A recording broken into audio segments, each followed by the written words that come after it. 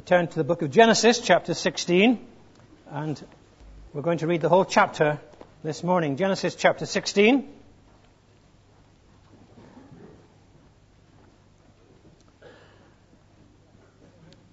Let us hear the word of God.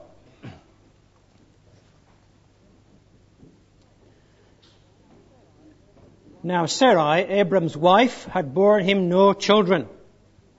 But she had an Egyptian maidservant named Hagar. So she said to Abram, "The Lord has kept me from having children. Go, sleep with my maidservant. Perhaps I can build a family through her." Abram agreed to what Sarai said. So, after Abram had been living in Canaan 10 years, Sarai, his wife, took her Egyptian maidservant Hagar and gave her to her husband to be his wife. He slept with Hagar and she conceived. When she knew she was pregnant, she began to despise her mistress. Then Sarai said to Abram, "You are responsible for the wrong I am suffering. I put my servant in your arms, and now that she knows she's pregnant, she despises me. May the Lord judge between you and me." "Your servant is in your hands," Abram said. "Do with her whatever you think best." Then Sarai ill-treated Hagar, so she fled from her. The angel of the Lord found Hagar near a spring in the desert. It was the spring that is beside the road to Shur. And he said, "Hagar, servant of Sarai, where have you come from, and where are you going?" "I'm running away from my mistress Sarai," she said. Then the angel of the Lord told her, "Go back to your mistress and submit to her." The angel added, "I will so increase your descendants that they will be too numerous to count." The angel of the Lord also said to her, "You are now with child, you will have a son.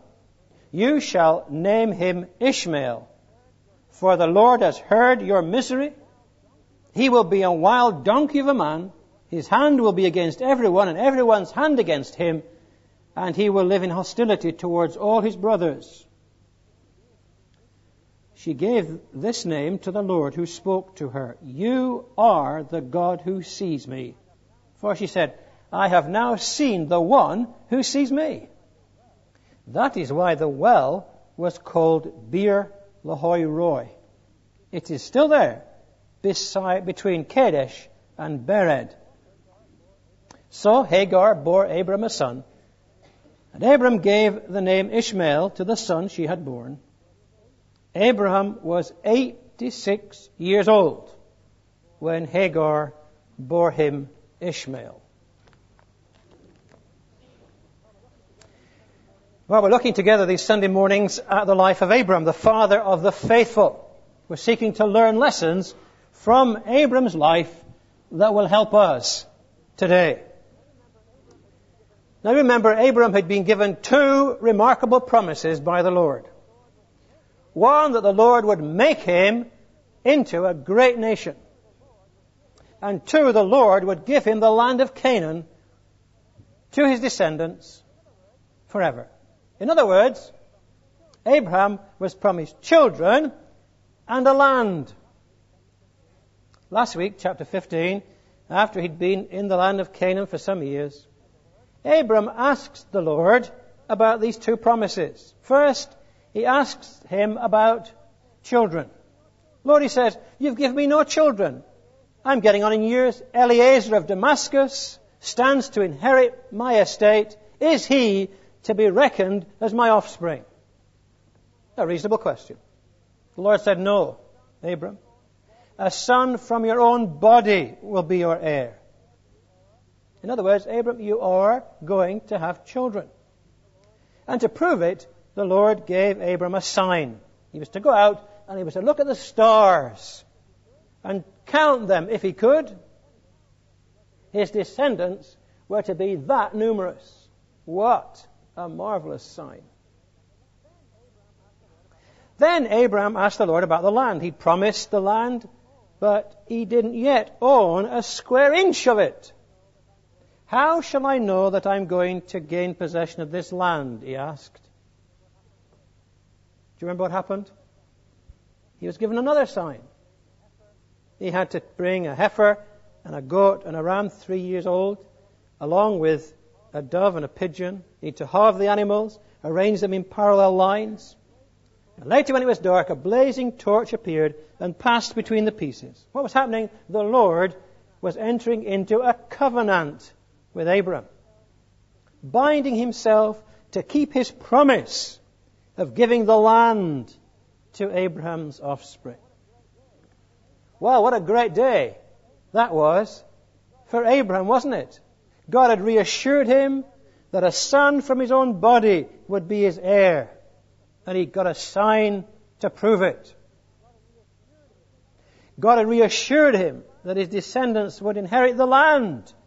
And he'd been given a sign, blazing torch through the pieces of the animals. And God binding himself in covenant to him.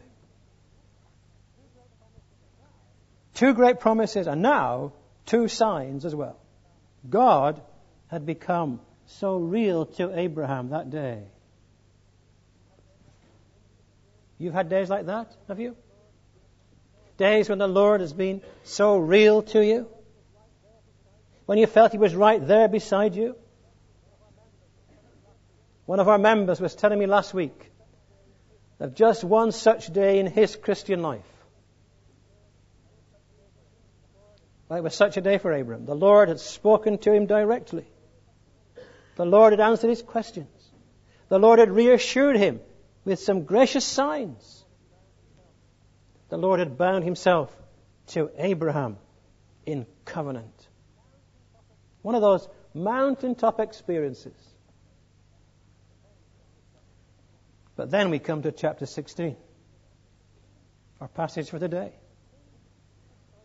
And things are so different now. Well, we'd be forgiven for wondering if it's the same man we're dealing with. No mention here of Abraham speaking to the Lord. He just seems to be making a mess of everything. It's almost as if the events of chapter 15 hadn't happened. And there's the point, I guess. Nothing had changed outwardly, had it? Abraham still had no children. And he was still living in a tent on land he didn't own. Little had changed. That's true to life too, isn't it? Days when we feel elated, when we feel God's so near to us, we've met Him, His Word is so relevant to us. And then there's a sense of letdown, anticlimax, when on a Monday morning we get back to the routine of our daily lives in the office or in the classroom. Nothing seems to have changed. Now, what's the danger in that situation? The danger is to give in to our impatience, isn't it? To take things into our own hands, to work out things for ourselves, to make our homemade solutions to our problems. That's what Abraham does here. And that's what I want us to think about this morning. Faith and homemade solutions. First, look at what was involved. What was involved in Abraham's homemade solution? Well, notice it began with a suggestion from his wife, Sarai. The one who'd left Haran and Ur before that with him. The one who'd stuck with him these 10 years that they'd wandered around from place to place in this land of promise. His life partner. Notice it concerned an issue, childlessness, which Abram himself had just had settled once and for all, he thought. And here the very same issue is raised again. Notice it came to him at home. The place where we assume we can relax our spiritual defenses, where we think that we are in charge and the devil can't get to us. And notice it involved what in those days was a very reasonable and accepted solution to their problem. It was the done thing in those days. And that's illustrated by some of the old Assyrian marriage contracts and law codes. The done thing for a childless couple to have a child by a slave, and for that child to be reckoned as theirs. This was one way for Sarai to have a child. It seems from the way Sarah suggests this, that this was what the Lord must be telling them. The Lord has kept me from having children, she said. Well, that was right, wasn't it? But that doesn't mean that her inference was right. So here's Abram faced with an issue that was dear to him. He wanted a son and heir. He knew that God had promised him a son and heir. It's his wife's suggestion. It's the done thing of the day. It seemed reasonable. Could this be the Lord's answer? And the really sad thing is that it came so soon after the Lord had renewed his promise to Abram that he would provide a child, naturally, and had confirmed that with a remarkable experience. That's so often, isn't it, the way? It's that Monday morning syndrome. Things seem so different in the cold light of a Monday morning, don't they? They did for Abram. See, he's no super saint. He's just like us. Being reckoned righteous by God, chapter 15, verse 6, we saw it last week. Being in the right with God didn't mean he was perfect. The man whose faith had been able to rise as he counted the stars and realized that God who put them there was the God who was going to give him offspring, now sees his faith collapse before his wife's desperation. Man who could dream dreams in the desert couldn't communicate those dreams to his partner in life. The man who was willing to wait for that blazing torch to appear couldn't persuade his wife to wait any longer. Someone said, the heights of spiritual exaltation can so easily be followed by the depths of domestic disintegration. I just need to remember the disciples. There on the Mount of Transfiguration, seeing great things. Down in the valley, they couldn't do anything for a demon-possessed laddie. So easy, isn't it, to make homemade solutions? God promises to bless us and guide us in the way we should go. He has a perfect plan for our lives, and we're thrilled to hear that. But in the cold light of Monday morning, back home, amongst family and friends, at work, it seems so different. And the temptation is to do what everybody else is doing, to take the world's way. Well, perhaps that's what God wants us to do anyway, we ask. It's reasonable, and it's possible. Remember, what's reasonable and what's possible isn't always what's best for a Christian. Just because everybody is doing it doesn't mean we should do it. Abram's mistake here was he never asked the Lord. He so quickly forgot what the Lord had just told him. Had he shared with his wife what the Lord had shared with him? Perhaps he'd come home so full of that experience, bursting to share it with her. And she'd said something like, you and your visions, man, what good are they to us? Here I am doing all the work around here, and you spend your days dreaming in the desert, and you brought us on this trip from a good home. Now you give me a son.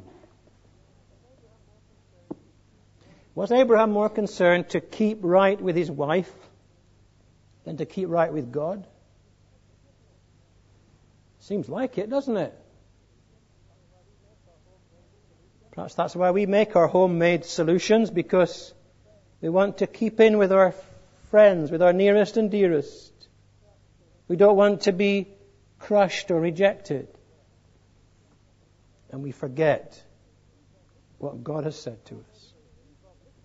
Abraham's homemade solution involved listening to his wife, doing the reasonable accepted thing with a view to doing God's work for him, forgetting God's promises, forgetting even to consult the Lord. Notice, secondly, what Abraham's man-made solution led to. What his solution led to. Well, notice first, it led to the very thing they wanted. Hagar conceived. She was going to have a child, Abram's child. And it turned out to be a boy. Just what they wanted. A son and heir for them. Just because a thing works out as we plan doesn't mean that it's right or that it's the best for us. You know, I sometimes hear Christians say to me, "Oh, this must be God's will because everything's worked out just right." That may not be God's will. They got what they wanted, but they got an awful lot more as well. A lot they hadn't bargained for. From the day Hagar knew she was pregnant, there was tension in the home. She began to despise her mistress, and Sarai turned against everyone. She blamed Abram for Hagar's contempt. She blamed Hagar for showing it. She's almost blaming the Lord as she calls on him to do something about it. See, the Lord really only comes into Sarai's thoughts when she wants vengeance. But Sarah had volunteered Hagar for the job, hadn't she? Sarah had told Abram what to do, hadn't she? And here she is, blaming the lot of them. Now, it's all so predictable, isn't it? But, of course, we don't see the future rationally in the heat of the moment when we make our homemade solutions, do we? That girl in love, longing to be married, can't see that that fellow will lead her to a life of misery. Everybody else can see it, but she can't. And that fellow who longs to have money in his pocket cannot see that that job, well paid now maybe, is just a blind alley. Everybody else can see it, he can't. This just led to misery for everyone. Sarai, Abraham, Hagar, Ishmael, the child, and misery to this very day for Jews and Arabs who were descended from Ishmael. See, Sarah, verse 2, Sarah had hoped to build a family. That's what she wanted. She wanted to build a family through this. It led to destruction rather than building, didn't it? The whole thing led them to getting what they wanted. It led to misery. It also led to Abram giving in to Sarah and abdicating leadership in the home. Instead of insisting that Sarah treat Hagar fairly and live with the consequences, he threw all the weight of the problem on Sarah for decision and for action. Your servant is in your hands. Do with her whatever you want. Instead of talking to Hagar about her attitude, couldn't face it. Having given in to Sarai once, it was so hard to say no the second time. That's always the way, isn't it? One mistake leads to another. And it was something they had to live with all their days. The child was born, he lived, he grew up. Verse 12, God describes him as a wild donkey of a man, with his hand against everyone, living in hostility to his brothers. He was to be a constant worry and threat to Abram and his family. And how accurately that has been fulfilled in the Arabs. People whose hand seems to be against everyone, especially the Jews, to this very day. Abram had to live with the consequences all his days. And so for us, homemade solutions may appear to work. We get what we want, but inevitably they lead to misery for all concerned and to consequences, undreamed of consequences that we have to live with all our days. Well, notice in the third place what the Lord was doing in and through Abram's homemade solution. What was the Lord doing? Well, at first sight, it might seem the Lord was doing nothing. He's hardly mentioned here. But the Lord was at work, as He always is. Just as He was keeping Sarah from having children, so He allowed Hagar to conceive. He could so easily have stopped that, couldn't He? Prevented Hagar from becoming pregnant. But no. Then notice the Lord was being compassionate. He was being compassionate to Hagar of all people. Sarah began ill-treating her. Verse 6 tells us. We don't know what she did, whether she beat her or made her work particularly hard. We don't know. Whatever, Hagar had enough. And she ran away, making her way back to Egypt, where she'd come from. She hadn't gone too far on the way to Egypt when, look what happened. Verse 7, the angel of the Lord found her. There in the desert, alone, on the run. The Lord. And I think it was the Lord, because Hagar says that herself in verse 13. It was the Lord in this angel. The Lord found her and began talking to her. Isn't that characteristic of our God?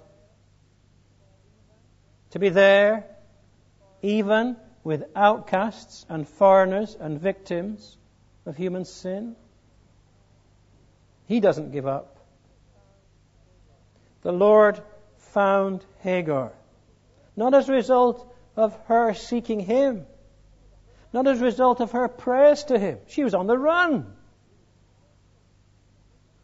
He is a seeking God. And the conversation with the Lord, with the angel, helps Hagar to see her situation in a clearer, calmer light, and to come to a sensible, practical decision about what to do. Her only hope is to go back and share the future with Abram and Sarah. Even slavery under Sarai is better than death for herself and her child. But notice she's given the promise of descendants too numerous to count. What a compassionate God. To find Hagar, to reassure her, to give her promises, and more importantly still, to reveal Himself to her.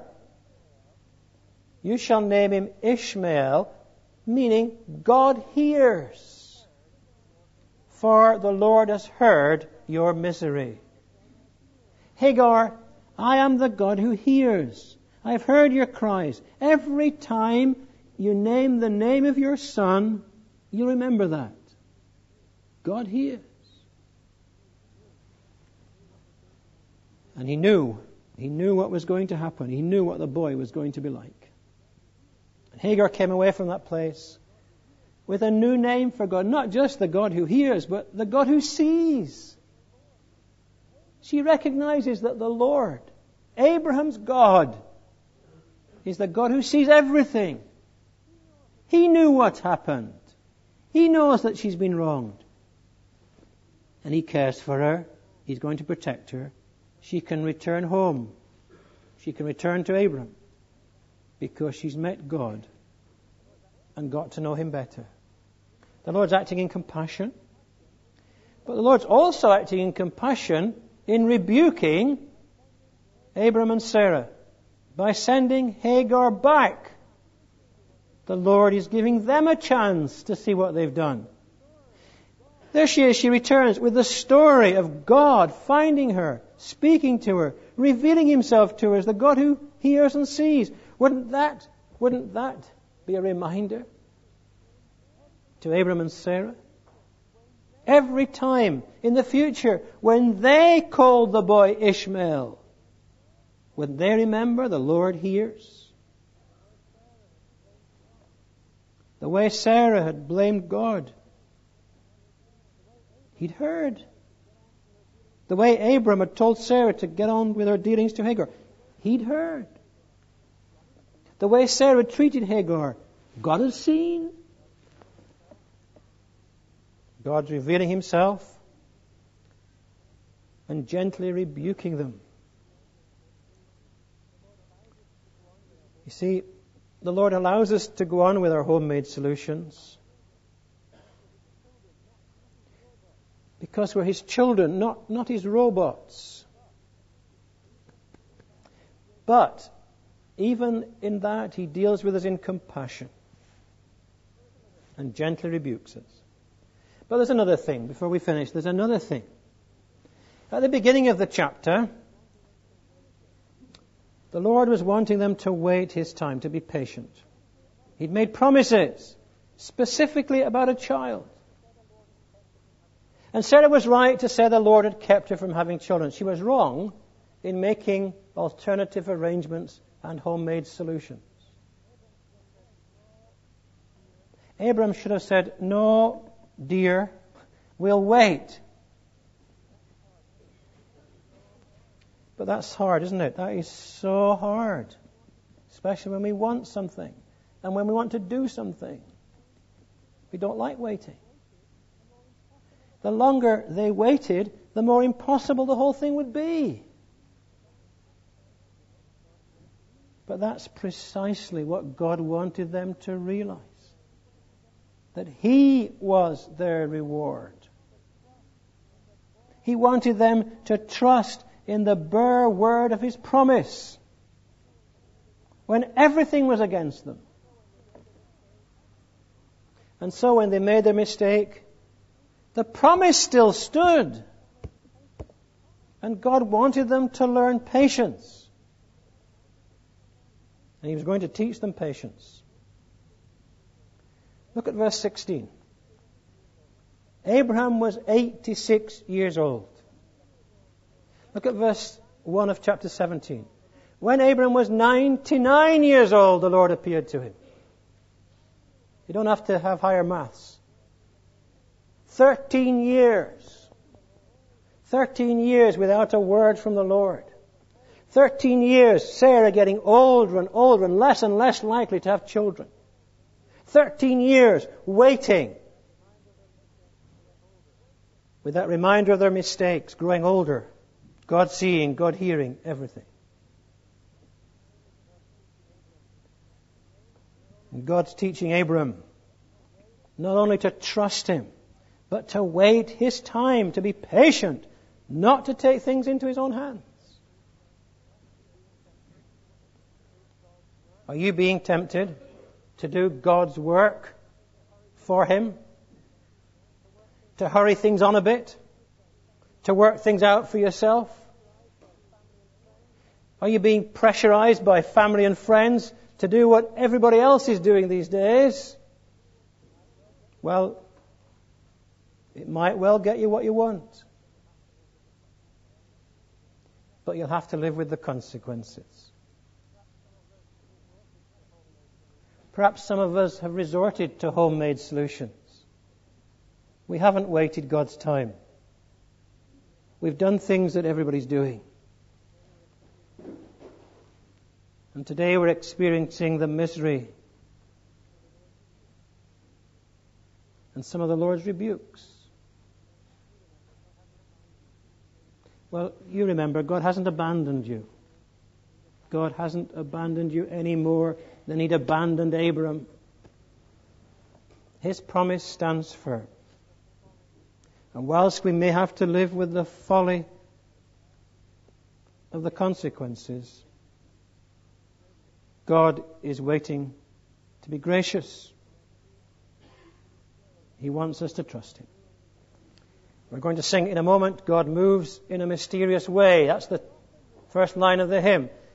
Well, He does often move in mysterious ways, but the point is He moves. God moves. Are you waiting for Him?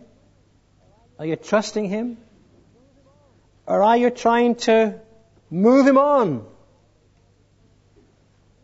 with your homemade solutions? Well, may God bless His word to us today and help us to wait patiently as we trust in Him. Let's sing that hymn then.